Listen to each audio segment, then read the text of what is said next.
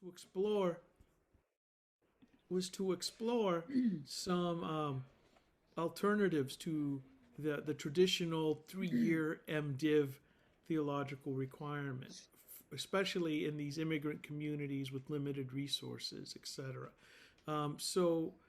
In many ways, I remember my church in New York City, Broadway Presbyterian.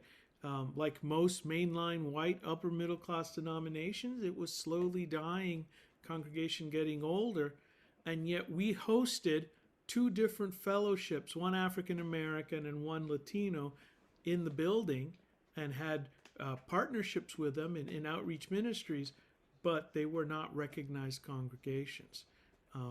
Again, for the issues raised here, which is part and parcel of the kind of questions we're looking at. Is the church dying? Are people leaving, or are they finding alternative communities?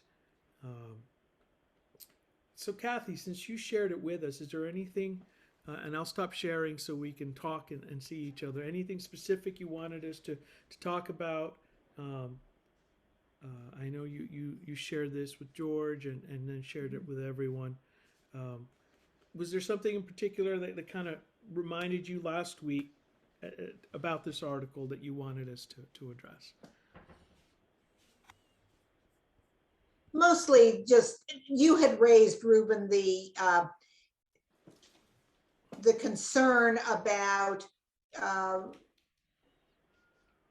populations that were not traditional Presbyterians being the fastest growing part of the church.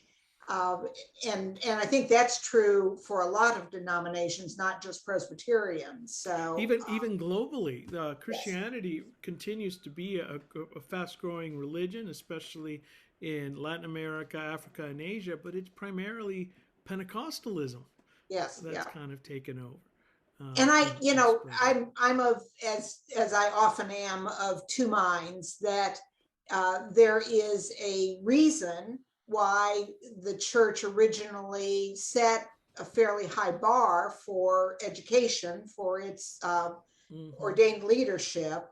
On the other hand, as you point out, Ruben, the world is a different, has different situations, and as a church, I think we need to very seriously evaluate the benefits of having a diverse group of ordained leaders that more accurately reflect, the diversity of the world. Or maybe ordination to different kinds of ministries with different requirements. Right. Now, in fact, I think there is a growing movement in the Presbyterian Church, and I think the article even mentions this, that a lot of small congregations have a commissioned lay pastor or something like that, and there are lots of, in fact, Trinity at one point had at least one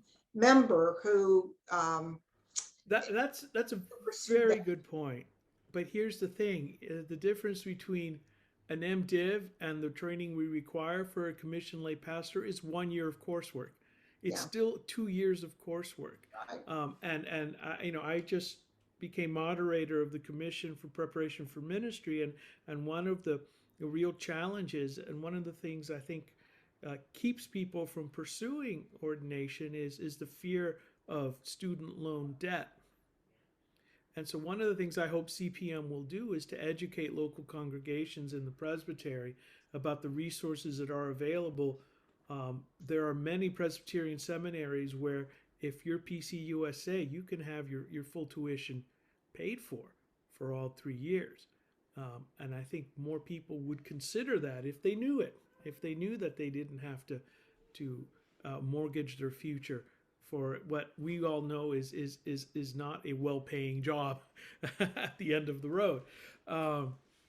So there are a lot of different factors, and one of the things that I've been in conversation with some seminaries and seminary presidents and the ATS, the Association of Theological Schools, is we have what is it, 12, 13 different PCUSA colleges in the country.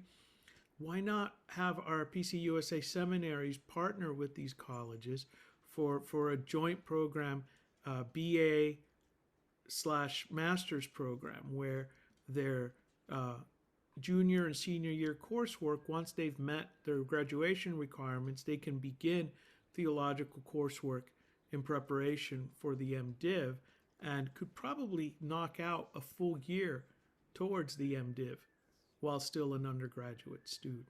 And it's something that I think could work, is viable. Many of these PCUSA colleges have strong departments of religion or theology, and the curriculum could you know, it could work. It would become a feeder for seminaries. It would also be a way of placing graduates from the undergraduate programs. So, you know, we're a long way from that being a reality, but it is a conversation that's taking place. And I just thought I'd share it, that it's something that one of the factors impeding this younger generation from pursuing ordination and traditional forms of ministry is that economic burden that comes with it. Yeah. All right. Well, thank you for sharing that with us. I'm going to move now into the second half of my presentation, which is on the topic of deconstructing Christianity. And let me get my presentation into the slideshow format. There we go. I love this. It's a stained glass window with a question mark. And again, the topic today is following up with our conversation last week about the various factors leading to people being dissatisfied with the church, with the institutional religion. Now to look at how that process of deconstructing the faith is looking like. But I ran across this quote from the Danish Lutheran theologian and philosopher Søren Kierkegaard. When Christianity entered into the world, people were not Christians, and the difficulty was to become a Christian. Nowadays, the difficulty in becoming a Christian is that one must cease to become a Christian. In his context, he meant something else by it. I think in our context, it really speaks to the fact that so many call themselves Christian in this country, but behave and act in ways that are so far removed from the gospel. And so we need to kind of unlearn some of what we have received as Christian tradition. And that's what this movement that you've probably heard of, called deconstructing the faith or deconstructing Christianity, is all about. This is particularly popular among younger people. Sometimes it leads to leaving the church for a variety of reasons. But for others, it's a means of finding a different, more fulfilling or less toxic spiritual path. For a number of people, especially those who call themselves ex-evangelicals, and I've actually seen t-shirts with that printed on it, it means finding a less toxic form of Christianity. They're not leaving the Christian church, they're leaving a particular Christian church, if that makes any sense. So for most, deconstruction means still believing in Jesus, even as they struggle with how religious institutions have failed. But this term gets tossed around a lot. What is deconstruction? Now, personally, when I read about it, and when I read these works by these young men and women who have had this journey with Christianity, I'm amused. It's a fad. And truly, what many call deconstruction, I call sound theology. This is one popular definition of deconstruction I found on the evangelical website, Christianity Today. Quote, the systematic pulling apart, critical examination, and rebuilding of one's beliefs. That's what I call sound theology. So why are people so afraid of it? Why are people so afraid of this phrase, deconstruction? Part of it is it confronts doubt. and it helps people deal in an honest way with their doubts and fears. And because doubt is what drives deconstruction, some people, especially in more traditional and evangelical congregations, feel threatened by it. Can I trust my beliefs and the way I operate in them anymore? And the reason we're fearful is because when we think doubt, we think unbelief. And that's simply not the case.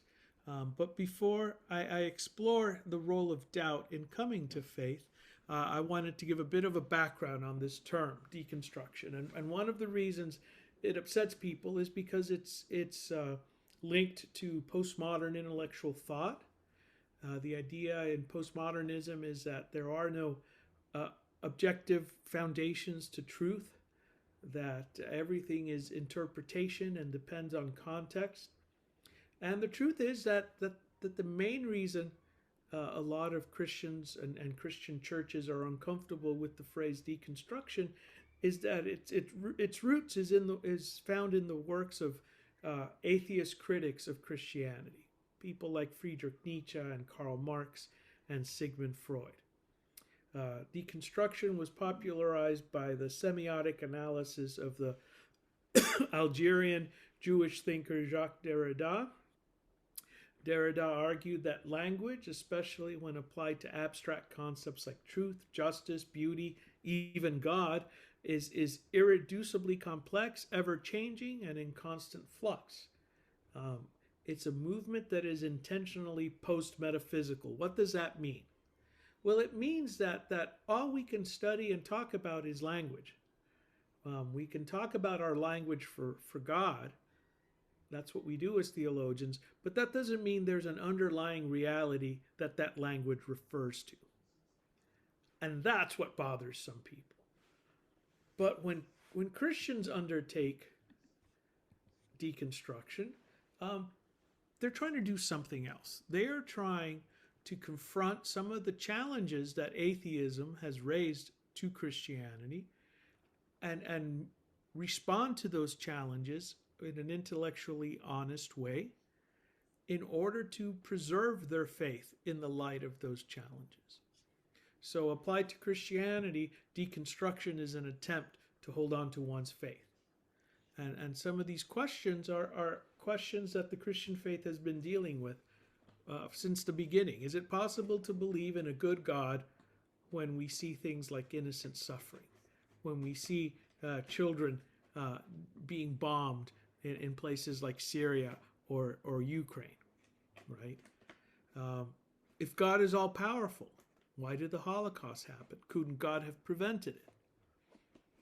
Or on a more mundane level, are the Christian faith and modern science compatible?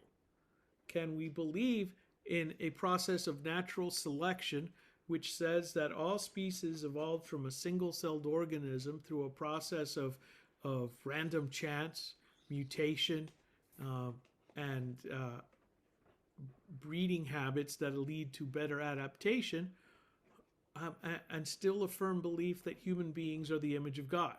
Can those two beliefs come together?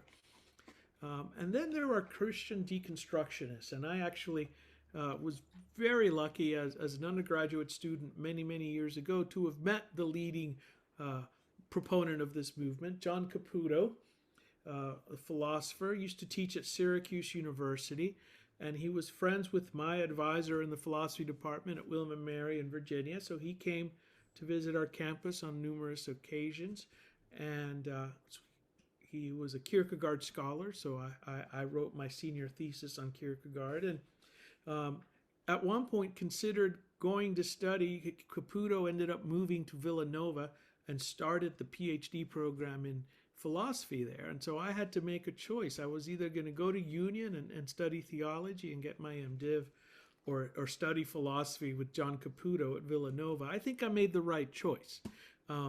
But John Caputo is someone who is considered a radical theologian. He's a philosopher by training, but he's clearly dealing with questions of belief in God. And he says that the goal of this process of deconstruction is to save the name of God, but not absolutize it. In other words, to recognize that uh, we can be in our hearts firm in our belief, but at the same time recognize that just because we are reassured by our beliefs, that we can't impose those beliefs on everyone else. People come to God in different ways. And so one of the key thinkers that he's engaged is the theologian Paul Tillich. And Tillich, in his best-selling book, The Courage to Be, when's the last time that happened, by the way? A theologian who had a best-selling book. But Paul Tillich said that doubt is not the opposite of faith. It is one element of faith. And so what I encourage churches to do is to recognize that one of the reasons people are being driven away is because they don't feel the church is a safe space to voice their doubts. And rather than help people process these questions and these internal conflicts, we make them feel, even unintentionally, but nonetheless make them feel like if they voice those questions, those doubts, those opinions, they will be ostracized and they'll be seen as less than somehow. But what is the role of doubt? Doubt is not the absence of faith. And some would argue, as Tillich does, that it's a necessary step toward a more mature faith. Again, going back to Kierkegaard, doubt is conquered by faith, just as it is faith which has brought doubt into the world. Now, what do you think he means by that? The fact that he says faith has brought doubt into the world. Anyone want to take a stab in the dark at interpreting Kierkegaard on a Sunday evening? Not a particularly easy thing to do. What he means is simply that the Christian religion, it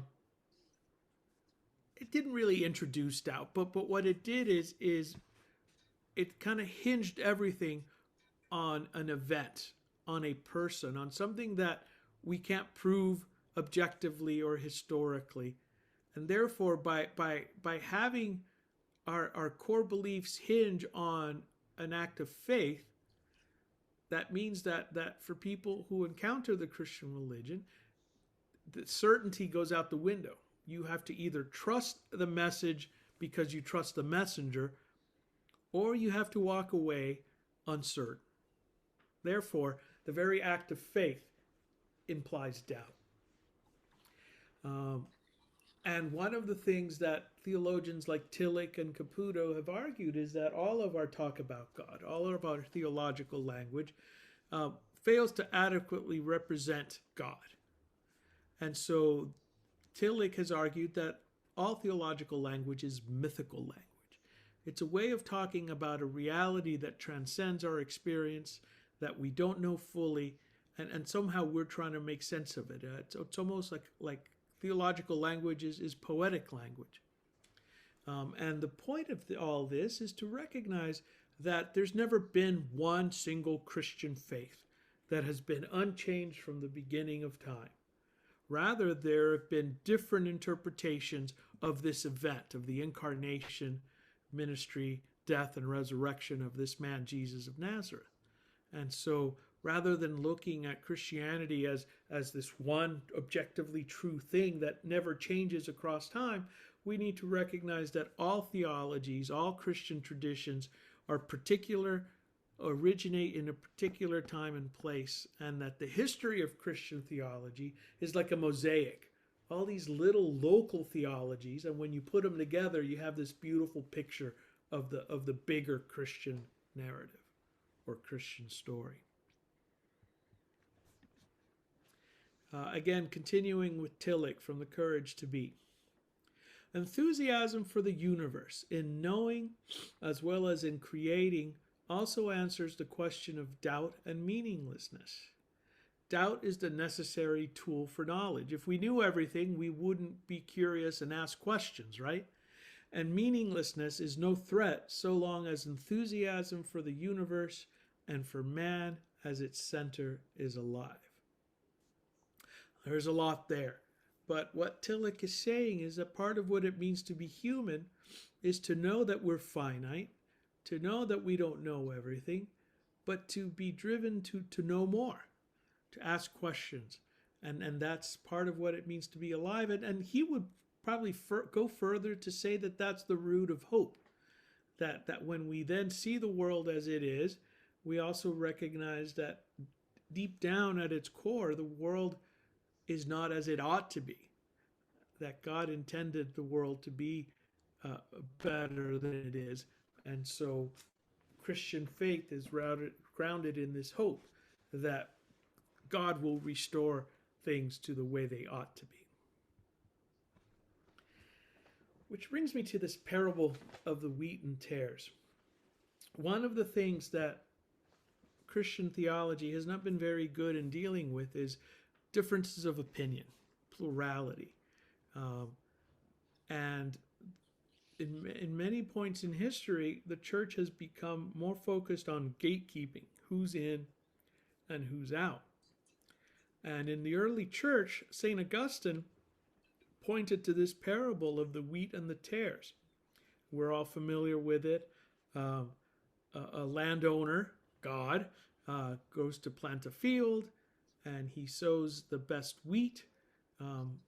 When the plants start growing, his laborers come to tell him that weeds have grown among the wheat. Do you want us to pick the weeds? And the landowner says, it's better not, because you might damage the wheat. Let them grow side by side, and once the wheat is mature, you can tell by its fruit, and you can harvest the wheat and then gather the weeds and burn them. Okay, well, St. Augustine used this to warn the church that the church will never be a perfect society. There will always be disagreements, and there'll always be people who, while they might be professing the Christian faith, are not necessarily sincere. And so we need to live, somehow make our peace with the weeds among us and live as if everyone were wheat, even when they prove to be other than. Does that make sense? And so we haven't always done a good job of living up to that. We like to divide ourselves as us against them. And we like to imagine that the church is a place where there's no difference of opinion and that we all believe and agree on the same thing. And I'm going to stop sharing right now because I'm going to take a little detour and talk about how important it is to recognize that differences of opinion are normal, healthy, and have always been part of the history of Christianity. There are three categories of Christian knowledge. One is dogma, one is doctrine, and the other is what John Calvin called adiaphora. Adiaphora is a Greek term from the New Testament that means things indifferent, things that don't really matter much. So for example, what color robe I wear on a Sunday morning in the pulpit, or if I wear a robe at all, that's indifferent. It doesn't matter. It does not affect our faith. So that's one end of the spectrum. What is dogma? If you had to define dogma, what is the phrase, the term? And I know that it's a term that's become a pejorative term even. But what is dogma in a Christian theological sense?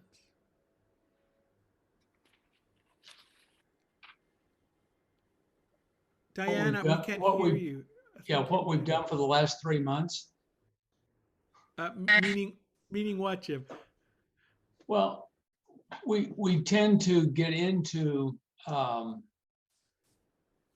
habits, or 6 months, or whatever. I mean, it's something that we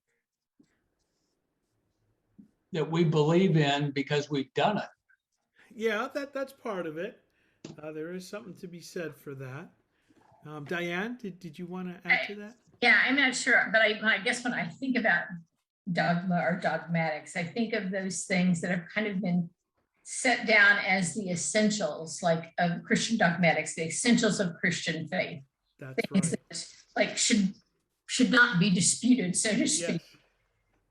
Yes. And in the Reformed tradition, there are very few dogmas. In fact, the Reformed tradition defines itself according to what it shares with other Christian faiths is that stems from the first 7 ecumenical councils. Why? Because they were genuinely ecumenical. After the split between Orthodoxy and Catholicism, East and West, there were various synods, councils, etc., but none of them were genuinely ecumenical. And then once the split in the West between Catholic and Protestant happened, once again, a similar thing. And so that which identifies us as Christians is primarily contained in the Nicene Creed, right? And in the Nicene Creed, there are 3 dogmatic statements that were determined by various councils in those first few hundred years of the Christian religion. Do you want to take a guess at what those 3 dogmas contained in the Nicene Creed are? And I think to follow up on Diane's statement, I would define a dogma, and Jim, here's where I differ from your notion of habit. The church understands dogma as that without which you don't have the Christian religion. Those things that are essential, and you take them away, you're not speaking about God as Jesus talked about God. Does that make sense? And according to the Nicene Creed, there are 3 things. The first one, we as Protestants often miss because we have a Mary problem. We don't talk about Mary much, and when we do, we talk about her inadequately. And that is the fact that the virgin birth is a matter of dogma. It's in the Bible, and to a lesser degree, the title that the Western Church and the Eastern Church have given Mary, Mother of God. We as Protestants aren't particularly comfortable with that, but at the Council of Chalcedon, it was decided by an ecumenical council that Mary, because of the virgin birth, because of the incarnation, could in fact be properly called Mother of God. Why? Because, and this brings us to our second dogma, the incarnation, God is known in Jesus as fully human and fully divine. Therefore, the moment of conception through the Holy Spirit, Jesus is a life inside of Mary. That is God. That's what we believe.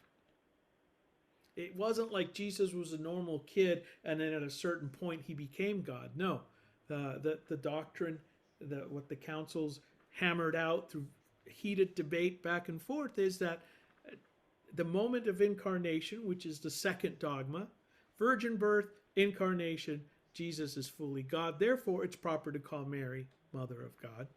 Jesus is also fully human. And then finally, the third dogmatic statement, all you have to do is look at the outline of the Nicene Creed. There are 3 main paragraphs. One talks about God the Father, one talks about God the Son, and one talks about God the Holy Spirit, the doctrine of the Trinity.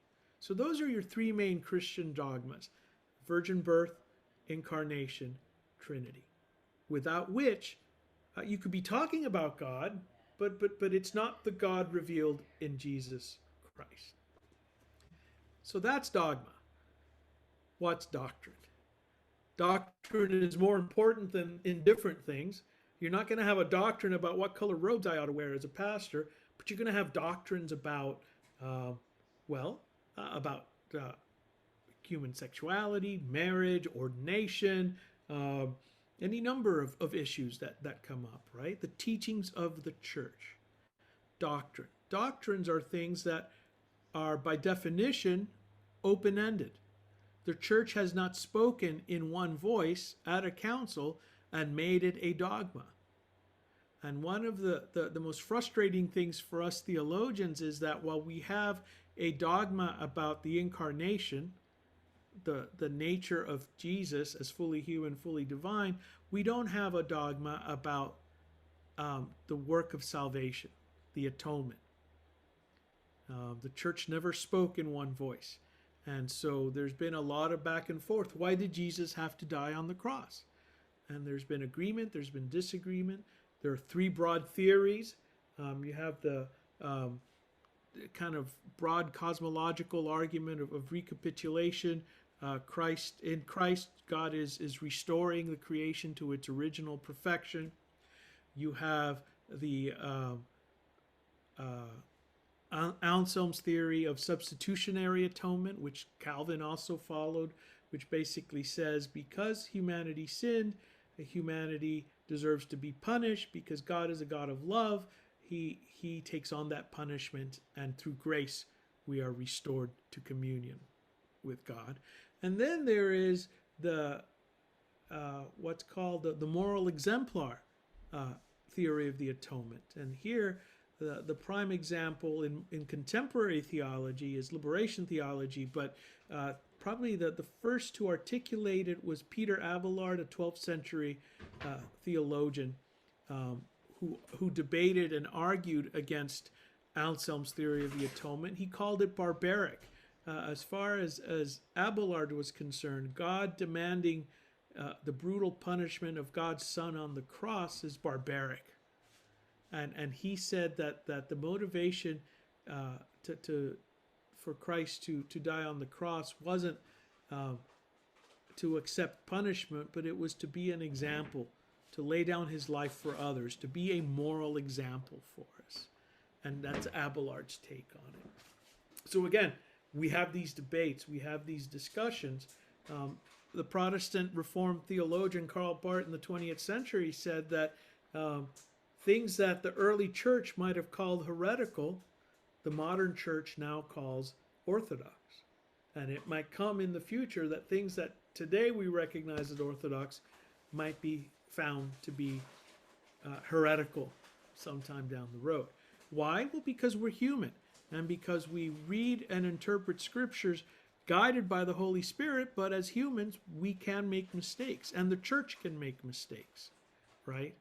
And therefore, we should always be open, unless the church, in an act of unity, and I don't see that happening anytime soon, convenes a council that brings Orthodoxy and Catholicism and the various wings of Protestantism together. We're not likely to have another ecumenical statement of dogma in that way. That's why we have theology, and that's why we have theological debates, and why sometimes it feels like every other General Assembly we're making changes to the wording on our Book of Order. Well, that's part of the process. We're trying to discern the Holy Spirit and trying to offer the best interpretation of our faith. But it's a human enterprise. God doesn't do theology. God's not a theologian. We're theologians. We're trying to make sense of the Word of God. And I think the church has lost that sense in some degree. I think they think more things are dogmas than ought to be. And I think sometimes they elevate things that are adiaphora that don't matter to the status of dogma. But if we had a better sense of what is essential and the core of the Christian faith versus what is debatable versus what just really doesn't matter, I think we'd have a healthier space for all of us to explore our doubts and our fears. All right, well, going back then to the presentation. In postmodernism, they're not rejecting Christ. These deconstructing Christians are rejecting the way we talk about Christ, because sometimes we really don't know what we're talking about. There is a God who is the true God, and there is the God that we create in our own image. And part of the task of theology is to expose those false idols that we've created. That's what this process of deconstruction is. It's a way of separating the wheat from the chaff, not to kick people out, but to understand that which is true and that which is worth keeping and preserving. What comes from God? What is a human distortion? And of course, we have to dig deep into the tradition to understand what criteria we use to make proper judgments about God, about belief, and about practice. And that's why I say that one of the important pieces to creating a safe space for these millennial and Gen Z younger generation is that we have to stop presenting the Christian tradition as one thing and recognize that part of what the Christian tradition has always been a plurality and a diversity and an ongoing conversation about the faith. So again, for this younger generation, deconstruction is a way of asking some difficult questions, questioning the supposed inerrancy of the Bible, questioning the culture and traditions of their own particular church, or in some cases exploring or critiquing the practical application or misapplication of the gospel. Faith deconstruction can begin at many different points for many different reasons. But one thing that always seems to come through is that the institutional church always seems threatened by this process. And that's a shame because, again, having taught these kids for the last 20 years, many of them are deconstructing a religion because in order to hold on to their faith, they need to do that. And we shouldn't feel threatened by it. So here are some factors that drive this movement of deconstructing Christianity. And at the top of the heap is controlling and abusive church leadership. And this cuts across all denominations. And this is often in these studies that we looked at last week from the Pew Research Center and from the Social Science Research Center. When asked point blank, what factors drove you to leave the church, this is the most often cited one: controlling and abusive church leadership. For this younger generation is also this sense of Christian complicity in perpetuating racism and white privilege. This became very evident in 2020 during the pandemic after the George Floyd murder at the hands of a police officer who held his knee to the man's neck for 9 minutes while the man called for his mother, gasped for breath and said, "I can't breathe," and 3 of his fellow police officers just stood around and watched it happen. For this younger generation, that seemed to be a kind of straw that broke the camel's back, if you will. We also talked about last week about a certain form of Christian anti-intellectualism, especially among those who were raised in very conservative Christian or homes, maybe even homeschooled, but who are in the STEM and medical fields and are having to confront this tension between the answers their Christian faith had given them as children and what they're expected to know as professionals in the medical field.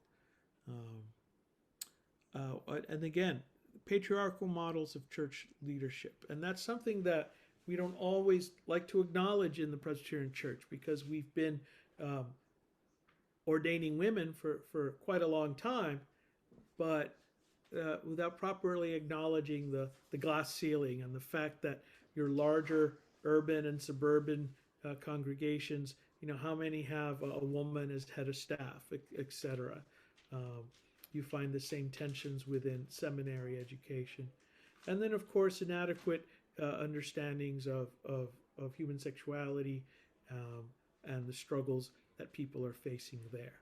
So these are the factors that are driving this younger generation, not necessarily to leave the church, but to deconstruct their faith, to ask questions and try to find a way to bring these conflicts under a Christian understanding. And so I want to share with you, with the rest of our time, 3 of the more popular deconstructed Christians. And the first is John Pavlovitz. John Pavlovitz writes and publishes for Westminster John Knox Press and Presbyterian Publishing, but he was a pastor in a large urban church, I believe in Atlanta, one of those mega churches, non-denominational. And I think he himself has become Unitarian after this process of deconstructing his faith. But he describes his journey as a slow and evolving process of self-realization. And one of the things that drove it was that he was eventually fired from his job as a youth minister because he was raising these kinds of questions with his youth and encouraging them to explore their faith and to study the Bible using more critical methods. So he says, it was a gradual deconstruction of my faith. You look at one isolated area of the Bible, for example, then realize, well, if that doesn't mean what I was taught it meant, what other areas of my spiritual journey was I taking for granted? So you start digging into it and you find yourself exploring all areas of your belief system. And that's not necessarily a bad thing, is his point.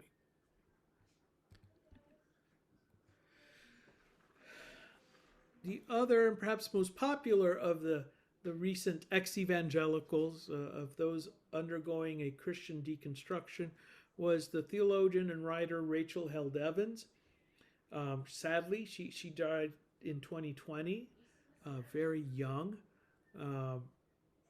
Here you see her on that TV program, The View. So she's a megastar, or was before she passed away.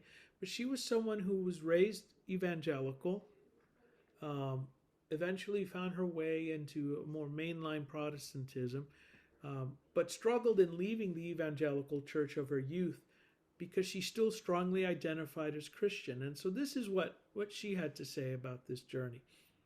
I can find my way around a Bible backward and forward because evangelicals gave me that foundation. I was raised to love and cherish and be hungry for the Bible. But I don't use evangelical to describe myself anymore. It's taken on political connotations that I adamantly oppose. Trump has become this figurehead of Christianity, which I think is really harmful. But evangelical is such a loosey-goosey term. You ask 5 evangelicals what it means, and you get 5 different answers. And yet, when many people engage Christianity, they assume that this is the dominant form of Christianity. Why? Well, because they get all the press. They get all the attention. They're in the media. They're more involved in evangelizing and reaching out and sharing their faith. And so it might seem that a disproportionate amount of energy is spent on evangelical Christianity in the media and in the discourse. But part of that is, well, when you think about it, the largest Protestant denomination is the Southern Baptist Convention, is a form of evangelicalism. And so it makes sense, right? It's the same way like when you watch a movie, especially old movies of a certain generation, and there's going to be a religious person in the movie. It was most often a Catholic priest. Why? Well, because they wore the collar. And so it was an easily, quickly recognizable way of introducing a character in a visual medium so that the audience would know, oh, that person is the religious person in the story. Well, it's become that way with evangelicalism. It's the most common form of Protestantism, and so it's assumed to be normative. And that's kind of scary in and of itself. And then perhaps the most influential of the recent deconstructed Christians is David Gushee. David Gushee is a Christian ethicist and theologian. Up until very recently, he was a Southern Baptist. He rose to fame, international acclaim in the early 2000s during the Iraq War. He was very vocal, speaking out against U.S. government practices of torture, and led an ecumenical group to write a statement and oppose that. He was invited by President Obama to be part of a debate on some of these issues. But it wasn't until he wrote a book encouraging the evangelical churches to be more welcoming to LGBTQ persons that he got in trouble. He was a very touted public speaker, public theologian, had invitations all over the world to come talk. And when this book came out, suddenly the invitations started getting canceled. And eventually he was pushed out of out of evangelicalism. He wrote a wonderful little book, also published by Westminster John Knox Press, called Still Christian, which was kind of an autobiography of how he went from being the most influential evangelical theologian to being outcast and a pariah.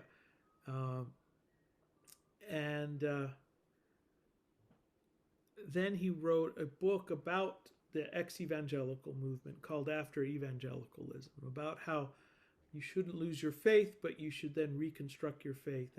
And he explores different resources from the rich history of the Christian tradition to help ex-evangelicals kind of rebuild their Christian faith. And from that book, I got this quote: "Whether the concept works for you," he's talking about deconstruction, "whether the concept works for you or not, whatever path you pick for getting out of the maze, I invite you to come along with me on a journey into a future that is post-evangelical, but still centered on following Jesus, hopeful of making Christians into better human beings, and committed to making the world a better place."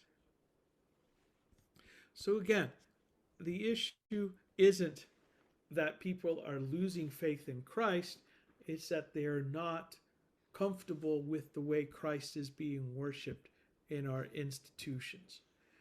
And so a crucial part of this is then once you deconstruct the faith, once you take it apart, you need to put it all back together. Again, I'm going to stop sharing just for a minute, just to share an anecdote with you. I don't think I shared it last week. Did I share you what I encountered in my Intro to New Testament class at Union Seminary in New York? I must not have. I took the Intro to New Testament class with Vincent Wimbush, who was a leading African-American biblical Yeah, no, scholar. I think you did. I did. Yeah, you did share it Okay. last week. Yes. Yeah, great. Well, then the challenge then becomes, how do you then put it all back together, right? How do you reconstruct the faith? And I think that's where the church has an opportunity to reach those, especially young people who are asking questions and who are looking for ways to piece it back together, because there's such a rich tradition, right? The Christian church has often been a counterculture, right? I think of some of the examples my own students have done, and that is, let me go back to the presentation here.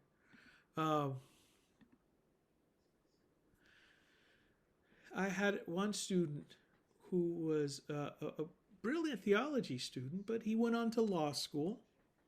And then when I bumped into him some years later, I asked him, well, what are you doing with your law degree? I assumed he'd be practicing law somewhere, or maybe a public defender. And he says he's an entrepreneur, and he started a new business. And the business he started was a construction business that takes old homes and makes them eco-friendly. And he said, issues of ecological justice are a big part of what motivated him as a Christian. He wanted to make a difference. He saw that there's a lot of new technology in new homes that allows for more efficient heating, using solar energy, etc., ways that can rely on renewable energy. But he says there was very little being done on how to take old homes and retrofit them and make them more ecologically friendly. And so he took his understanding of his Christian faith, of his commitments to a certain theology of stewardship, used the training he got in law to understand building codes and to figure out how to make this kind of construction work affordable so that it be attractive and there be a market for it, and yet making a real difference to the common good, helping these older homes become more efficient and rely more on renewable energy. That's a very creative way of rethinking his faith and his faith commitments and finding ways vocationally to live his faith. I had another student who took advantage of our immersion trip to Nicaragua, spent the summer there, and decided he didn't want to come back. So he ended up becoming an international Jesuit volunteer and spent 2 years living in Nicaragua. When it was time for him to return to the States, rather than hop on a plane, he decided to walk the journey on foot. And he had this little cheap video camera. And so what he decided to do was to document the route on foot that immigrants fleeing political persecution in Central America take to get into the country. Now, at the border, he had a passport. It was easy for him to get into the country, but he wanted us to document and see what a sacrifice these people make on foot with very little money, very few resources, but fleeing persecution, what the journey they take to get to the country. And then he made this very low budget, low production quality documentary about that journey. And he became involved with various community organizations here in St. Louis once he returned, and eventually came back to SLU and did a master's in social work, and is working with young African American boys in the St. Louis school system, and working on kind of life skills that will help them become more employable, the kind of skills they need to not only get into college, but then succeed and make it through college. Again, a very creative way of answering a Christian vocation, right? But doing so in light of the kinds of questions that this younger generation is asking. So reconstructing the faith is a legitimate way of helping this generation embrace its faith. Again, I think the statistics show many of them still believe. They're just not quite sure how or how to believe. The reality is, yes, some people will walk away. But if they're going to stay or if they're going to return, they have to go through this kind of painful process of critical examination, introspection, and self-improvement. And that's what Christian spirituality has always been. It's a journey of self-discovery mediated by an encounter with a reality beyond ourselves, namely Christ, the risen Christ. And the fact is that we live in a culture that's kind of falling apart and fragmenting. But as it's doing so, it's also reconfiguring itself, not always in ways we're comfortable with, but we have to recognize that Christianity has to do the same. And what I believe, and the reason I engage these kids in my classroom and outside of the classroom, is that I believe that an encounter with Jesus, with the Jesus who was real and lived and interacted with people, and we can know so much about him, there's enough there that is meaningful that can allow for a careful reassembly. And as I said, I've seen it happen. I've seen it happen with my students that have taken their faith, that have taken the ideas that have been introduced to them, sometimes in my classroom, because for some of them that's the first time they've encountered Christianity in a meaningful way, but have integrated it and had made it their life. And I think the way forward has to be making sure that our worship spaces and our communities are a safe space for this kind of critical introspection, deconstruction, and then more importantly, reconstruction. And that's it. Any questions? Ruben, I wanted to ask about the role of rituals. Yes, that we practice in church, and I'm thinking of our children, for example. They connect with the church when marriage is needed, when baptism is needed, or funeral. I mean, they connect. Otherwise, it doesn't seem to be important. Yeah. And I'm thinking of we take from Trinity we used to take our youth to visit the Hindu temple here locally. And when we go there on a Saturday, there's large number of young people are there, but they are participating in a ritual that's going on there, and then they leave. There is really nothing else I see there. So I'm just wondering whether rituals have a role in bringing people I think together. they have a huge role. One that, if you recall, one of the quotes from one of my students in one of these belief papers that I had them write, he was talking about the fact that he doesn't care what religion, he likes being in a communal worship service, especially because of the music, and that connects him to other people. And there's that's always a struggle, right, in churches, worship music and who participates and who, but the earlier you can incorporate children into this, the sooner they have some say into how that worship experience is real for them. I think that the greater likelihood of keeping them in the community. But not just music. We've lost a sense of sacramentality in the Presbyterian tradition, which is a shame, because Calvin had a very rich understanding of the sacraments, especially the Lord's Supper.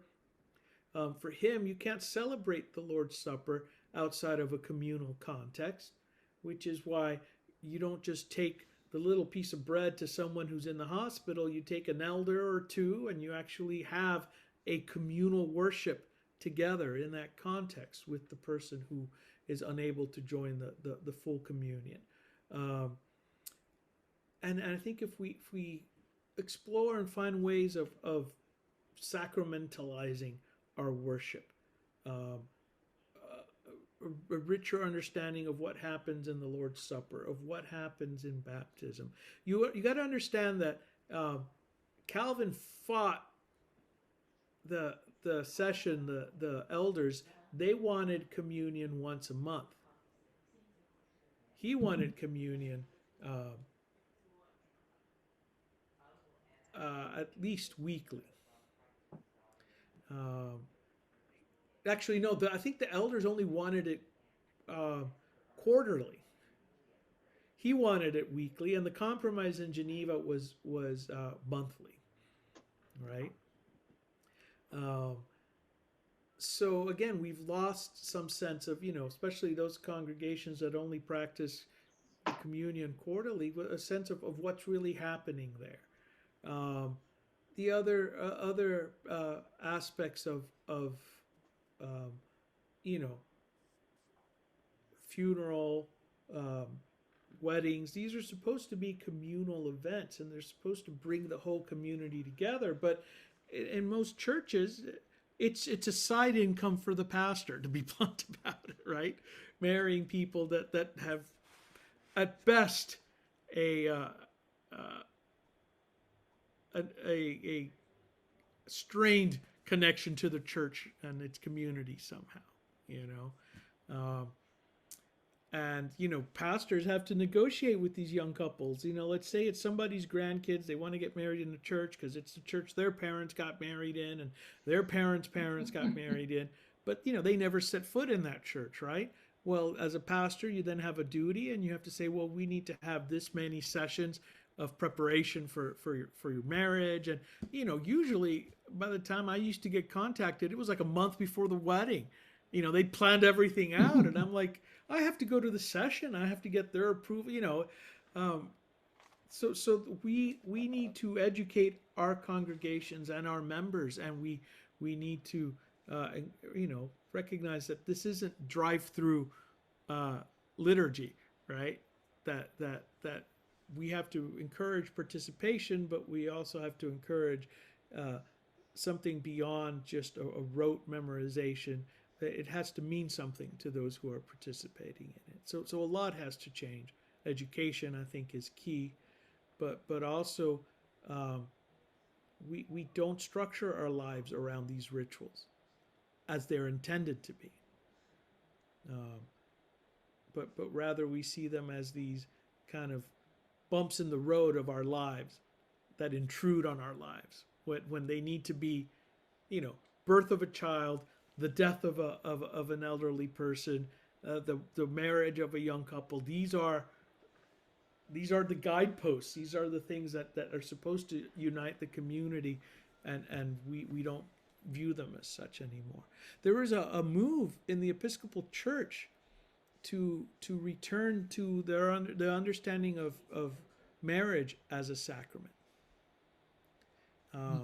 because in the Reformation it became a civil contract, and you know, a clergy will bless it, but a marriage is a civil contract, and that's how it's been treated by the church, and the Episcopal argument was a very sound one, because the word that's translated as sacrament in English, which is a translation of sacramentum from the Latin, comes from the Greek word in the New Testament, mysterium, mystery. The sacraments are mysteries, are ways in which God is revealed and known to us. And of all the 7 sacraments that the Catholic Church recognizes, only one in the Bible is referred to by the word mysterium. Do you know which one that is? It's not the communion. It's not baptism. It's marriage.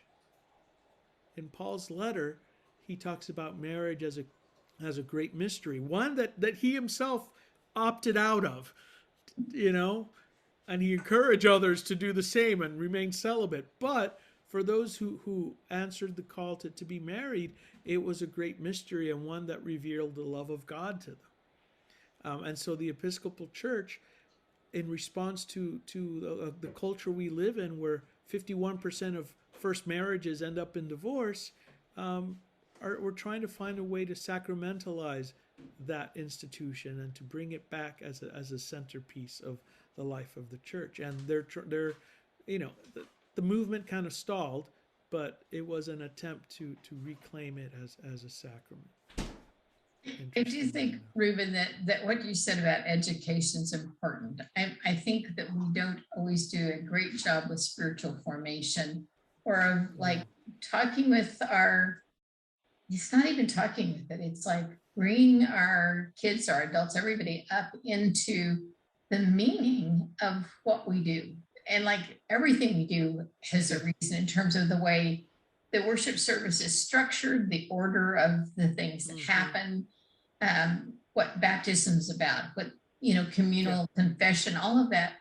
But if we don't ever talk about it. We assume that everyone knows that. That's right. But they don't, you know. And the truth is that a lot of the failure needs to be put at the feet of the pastor, because every time we celebrate a baptism or a wedding or the Lord's Supper, that the homily is supposed to be an opportunity to educate the congregation about what's happening, about this great mystery we're participating in. So that's part of it. I do think that we just assume this is the way things are and this is the way they've always been. But, you know, during the Reformation, as the break with Rome was happening, and these Christians were trying to find a way to really grasp what the gospel was calling them to do, there was a practice among many Protestant bodies, but mostly among the more radical wing of the Reformation, that embraced the tradition of foot washing as sacramental, and one with very good grounding in the gospel. Jesus at the Last Supper washed the feet of all his disciples. So again, here's another opportunity for a Christian ritual that we've made optional and that we de-emphasize, and again, part of that is because Protestantism kind of cashed in on being the wave of the future and being seen as progress friendly, right? and those nations that became Protestant were the first to lead in the Industrial Revolution and to advance and to become these multi-global empires. And, you know, I'm talking here about England, about Germany, about the United States. And in doing so, Protestantism became very skeptical and became very much appeasing to the dominant secular culture of the times.